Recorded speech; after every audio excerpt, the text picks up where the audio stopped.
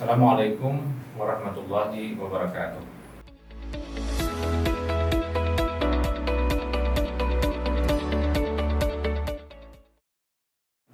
Alhamdulillah, wasyukurillah, wala haula wala quwwata illa billah. Para mahasiswa PBI UIN Antasari dan para pemirsa, alhamdulillah kita bisa bertemu dalam kajian fikih. Fikih adalah salah satu materi kuliah yang sangat penting diajarkan termasuk di Fakultas Ekonomi dan Bisnis Islam. Pembelajaran fikih di perguruan tinggi berbeda dari pembelajaran fikih di tingkat madrasah aliyah atau di sekolah menengah lanjutan tingkat atas, di mana pembelajaran fikih di perguruan tinggi meskipun materinya mungkin kurang lebih sama dengan materi fikih di tingkat sekolah lanjutan, tetapi model pembahasannya berbeda. Perbedaan itu adalah bahwa kajian fikih di perguruan tinggi bukan hanya mengkaji apa hukumnya, seperti apa hukumnya, tetapi kajian fikih di perguruan tinggi akan merambah kepada apa dalilnya, kemudian bagaimana dalil itu berproses menjadi hukum. Nah, sehingga kajian fikih di perguruan tinggi itu relatif kaya. Saya nanti akan menjelaskan bagaimana skema pembahasan fikih di perguruan tinggi. Nah, mungkin Anda dapat lihat seperti ini. Jadi ada 3 lapisan ya. Jadi ada 3 lapisan kita belajar fikih di perguruan tinggi itu. Yang pertama adalah lapisan dalil namanya ya. Dalil atau sering juga disebut dengan an-nas ya. Nah, dari dalil ini kemudian diturunkan ya, ke bawah ya menjadi hukum. Nah, hukum di sini ini sudah fikih. Fikih. Di tengah sini ini ada wilayah metodologi ya. Wilayah tariqatul istinbat namanya. Wilayah cara bagaimana dalil itu menjadi hukum. Nah, sehingga saya sering menyebut kita belajar fikih di perguruan tinggi itu paling tidak mempelajari 3 lapis ya. Lapisan dalil, lapisan metode bagaimana dalil itu akan menjadi hukum, dan lapisan ketiganya adalah lapisan hukum itu sendiri. Nah, inilah bedanya saya kira belajar fikih di perguruan tinggi. Jadi para mahasiswa saya kira harus memahami konsep dasar pembelajaran fikih di perguruan tinggi ini karena berbeda dari pembelajaran fikih di tingkat sekolah lanjutan. Yang kedua, perbedaan pembelajaran fikih di perguruan tinggi akan menyentuh wilayah perbandingan pendapat. Nah, orang sering menyebutnya dengan muqaranatul mazahib. Jadi yang namanya fikih, yang namanya hukum Islam itu pasti akan menampilkan dinamikanya ya. Salah satu dinamika fikih itu adalah perbedaan pendapat. Orang sering belajar fikih itu hanya satu pendapat saja, sehingga kadang-kadang mohon maaf ya kalau kita belajar fikih monomazhab satu pendapat itu kemudian akan menghasilkan suatu sikap fanatisme terhadap pendapat itu sendiri.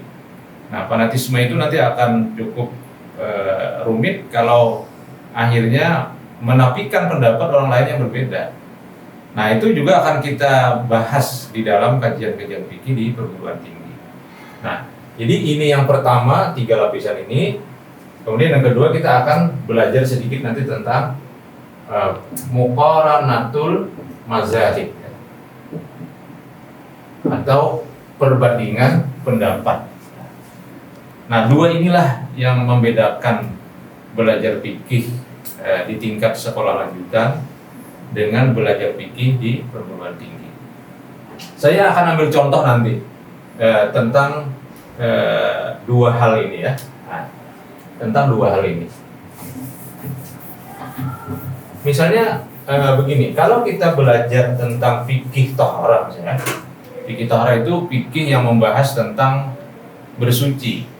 Nah, soal bersuci ini saya kira sudah dibahas mulai sekolah dasar, kemudian di SMP, ya, di sanawiyah kita belajar tentang ini. Tapi di perguruan tinggi kok dipelajari lagi? Ya dipelajari lagi, tapi mempelajarinya bukan apa itu taharah, tidak. Tapi bagaimana kita mengkaji taharah itu dalam konteks lapisan dalil. Kemudian dalam konteks lapisan bagaimana dalil itu menjadi hukum. Kemudian bagaimana hukum bervariasi dalam soal-soal taharah tersebut. Saya ambil contoh dalam taharah ini adalah ayat 6 surah Al-Maidah, ya. Al-Maidah ayat 6. Al-Maidah ayat 6 itu, para mahasiswa, itu adalah ayat tentang wudu, tentang tayamum, tentang mandi, sekaligus pembatal wudu dan pembatal tayamum. Nah, Anda bisa nanti cek juga ayatnya itu cukup panjang, ya. Dimulai dengan ya ayyuhallazina amanu, ya ayyuhallazina amanu idza qumtum ila shalah faghsilu wujuhakum. Idza qumtum ila sholati faghsilu wujuhakum wa aydiyakum ilal marafiq wamsahu bi ru'usikum wa arjulakum ilal ka'bain. Itu wudu itu. Hai orang beriman, kalau kamu mau salat, faghsilu wujuhakum, basuh muka. Wa aydiyakum ilal marafiq, basuh tangan sampai siku. Wamsahu bi ru'usikum, sapulah dengan kepalamu. Nanti akan saya jelaskan membasuh dengan kepala itu seperti apa, ya. Di situ nanti akan muncul perbedaan pendapat. Wa arjulakum ilal ka'bain, basuh kaki sampai mata kaki. Wa in kuntum junuban, kalau kamu janabat, hadas besar, fatahharu, maka mandilah. Wa in kuntum marda, kalau kau sakit, aw ala safarin, atau dalam musafir, aw jaa ahadun minkum minal ghaid, atau keluar dari kamar kecil, aw lamastumun nisa, atau kamu menyentuh perempuan, falam tajidu ma'an, lalu kau batal kan dan kau tak ketemu air, lalu di situ fatayammamu sa'idan thayyiban, maka bertayamumlah dengan menggunakan bagian atas tanah yang bersih. Dan seterusnya, ayat itu panjang, tapi intinya itu adalah ayat tentang taharah. Nah, belajar wudu di perguruan tinggi harus belajar tentang ayat ini. Nah, itu bedanya tadi. Tapi kalau di tingkat sekolah lanjutan, kita belajar untuk rukun wudu berapa? Ya, ada 6. 1 niat, 2 basuh muka, 3 basuh tangan, 4 menyapu sebagian kepala, ya, 5 kemudian membasuh kaki, 6 tertib. Nah, itu kita hafal kan mulai sekolah dasar, mulai madrasah sampai kira-kira ya sekolah tingkat lanjutan. Tapi di perguruan tinggi itu dipelajari lagi, tetapi mempelajarinya dengan mempelajari dalil-dalil. Nah, sebenarnya bagaimana dalil itu diproses menjadi hukum, itu memang ada ilmu tersendiri, namanya usulul fiqh. Usulul fiqh adalah ilmu tersendiri nanti yang juga nanti akan kita pelajari insyaallah dalam kesempatan lain. Itu adalah ilmu yang mempelajari bagaimana sebuah dalil menjadi hukum. Nah, nanti dalam usul fikih itu dalil menjadi hukum itu namanya istimbatul ahkam atau metode deduksi. Tapi dalam usul fikih tentu bukan hanya deduksi, nanti kan juga dikembangkan cara-cara induksi, ya. Tapi umumnya kalau bicara soal fikih ibadah seperti taharah, itu usul fikihnya usul fikih deduksi atau induksi. Deduksi atau istimbatul ahkam. Bagaimana melahirkan hukum dari ayat, itu namanya istimbatul ahkam minal adillah. Nah, jadi dari sini kemudian muncullah wudu, ya, kaifiyatul wudu, bagaimana cara berwudu, kaifiyatul wudu, ya. Kaifiyatul wudu ini menjadi rukun wudu, ya. Inilah yang menjadi rukun wudu. Nah, ini model pertama pembelajaran fikih tadi, dari dalil ke hukum. Di tengahnya ada metodenya.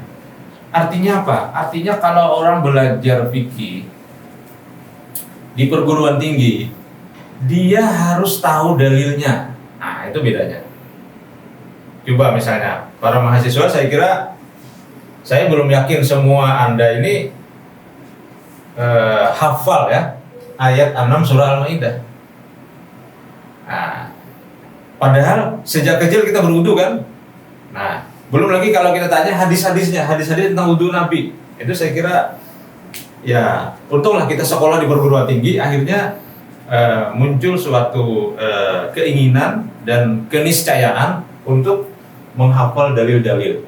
Maka kalau di fakultas yang khusus mempelajari soal-soal syariah seperti di fakultas syariah, itu ada mata kuliah khusus sebenarnya, namanya Tafsiru Ayatil Ahkam.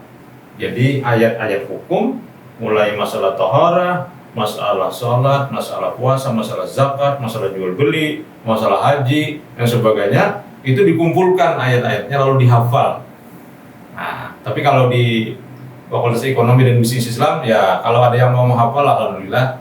Kalau paling tidak tahu lah, yang paling tahu bahwa kita belajar fikih itu sebenarnya juga belajar dalil. Sehingga pendapat kita tuh kuat karena memakai dalil. Apalagi ibadah kan, ibadah itu harus menggunakan dalil yang kuat. Nah, sekarang Bapak ingin menjelaskan bagian kedua, yaitu terkait dengan berbagai pendapat dalam kasus wudu, ya, dalam kasus wudu. Nah, di dalam ayat 6 surah Al-Maidah tadi kita membaca salah satu bunyi ayat ini adalah wamsahu ya, wamsahu bi ru'usikum. Nah, wamsahu bi ru'usikum, dan sapulah dengan kepalamu. Ya, itu kan arti harfiahnya. Sapulah dengan kepalamu. Ada di sini huruf ba, ya. Ada huruf ba. Para ulama memberikan ulasan tentang ba ini. Kenapa kok tidak langsung wamsahu ru'usakum, ya, tapi wamsahu biru'usikum. Nah, di sini ada persoalan fikih, ya. Ada persoalan fikih yang melahirkan berbagai macam perbedaan pendapat dan praktek di dalam berwudu, ya.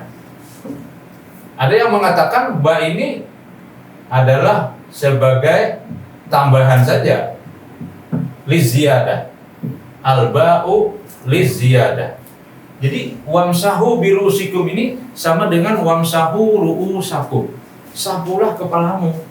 Maka akhirnya di dalam berudu itu setelah basuh muka, basuh tangan, kemudian begini kan, menyapu kepala begini. Nah, seluruh kepala disapu karena wamsahu ru'usakum.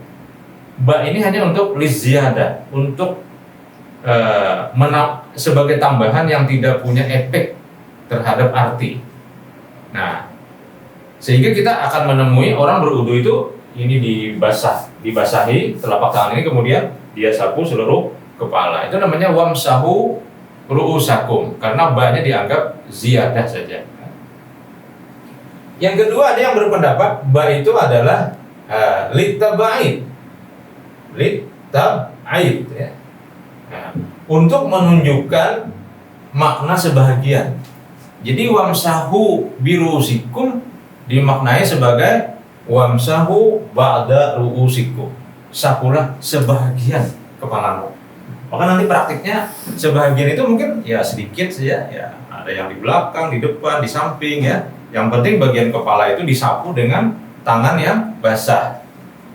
Nah, maka kita akan melihat nanti orang berudu seperti itu. Nah, begitu dia basuh muka, basuh tangan, kemudian dibasahinya ini tangan dengan air, kemudian mungkin di atas, di samping, di belakang. Mungkin itu yang sering kita lakukan, ya, karena dengan seperti itu ya kepala kita tidak kelihatan basah gitu, hanya sedikit saja dan sudah terpenuhi. Ada lagi yang berpendapat ba itu sebenarnya lil ilsaq. Nah, lil ilsaq. Nah, lil ilsaq. Untuk menunjukkan ilsaq. Ilsaq itu adalah lasiqa itu nempel. Nah, al-ba'u lil ilsaq. Jadi seolah-olah wamsahu birusikum. Nah, itu sapulah dengan suatu alat yang ditempelkan ke kepalamu. Alatnya apa? Alatnya adalah tangan.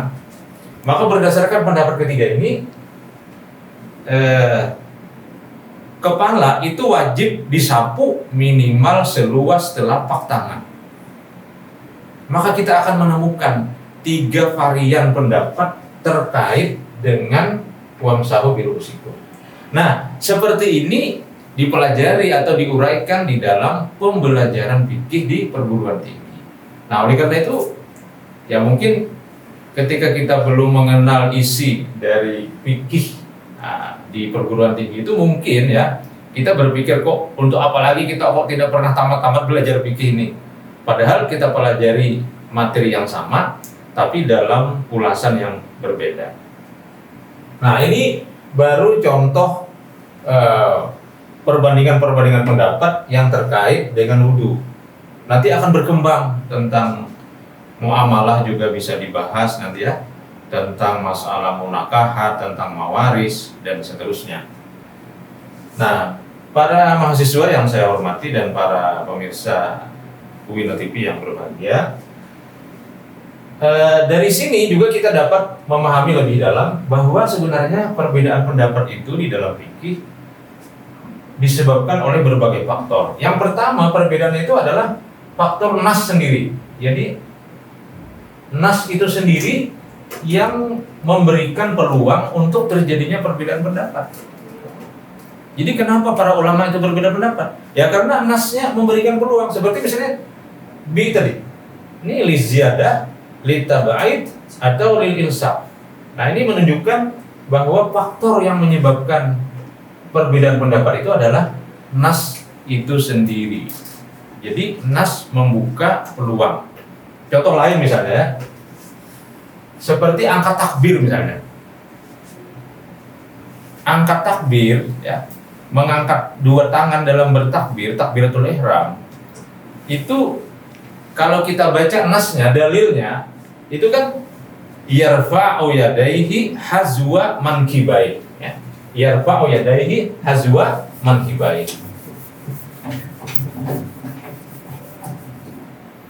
Nah, yarfa'u yadaihi, ya, hazwa mankibai, ya.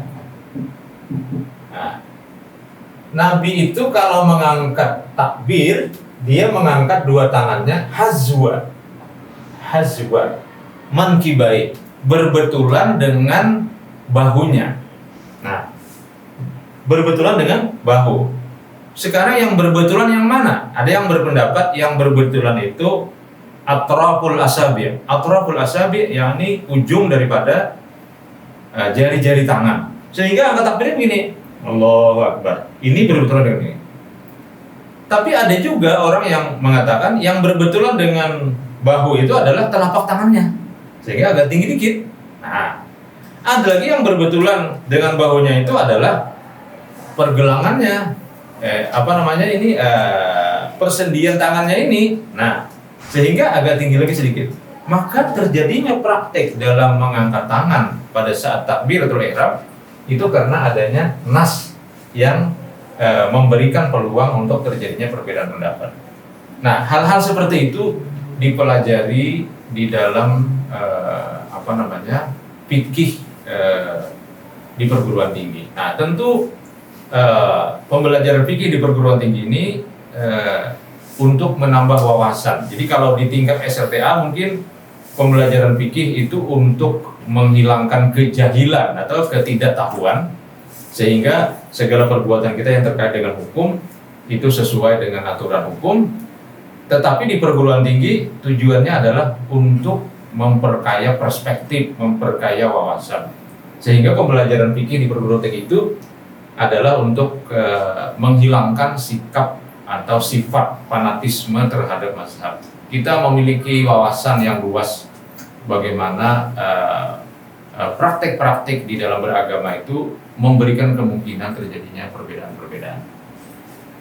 Nah, nanti pada kuliah-kuliah kita berikutnya saya akan lebih panjang lagi nanti membicarakan soal-soal berbagai pendapat ini, tapi pada intinya pendapat-pendapat itu pertama disebabkan oleh faktor nas itu sendiri. Di samping nanti faktor yang kedua adalah faktor situasi waktu, situasi kondisi, kemudian juga kondisi mazhab itu sendiri, atau misalnya termasuk juga nanti apakah nas itu dapat dipegang sebagai sesuatu yang kuat atau tidak, dan seterusnya. Tapi pada intinya pembelajaran fikih di perguruan tinggi bertujuan untuk dua hal. Yang pertama, memperdalam soal-soal hukum Islam, bukan hanya menjawab apa hukumnya, tetapi kenapa seperti itu, kemudian juga apa dalilnya. Yang kedua, pembelajaran fikih di perguruan tinggi melebihi daripada tujuan untuk menjawab soal apa hukumnya, tetapi lebih kepada apakah ada varian-varian pendapat lain yang terkait dengan soal-soal yang sedang menjadi objek pembahasan. Saya kira itu para mahasiswa. Insya Allah nanti pada pertemuan berikutnya kita akan lanjutkan pembelajaran fikih ini, dan mari kita tutup untuk pertemuan sesi ini dengan membaca alhamdulillahirabbil alamin. Assalamualaikum warahmatullahi wabarakatuh.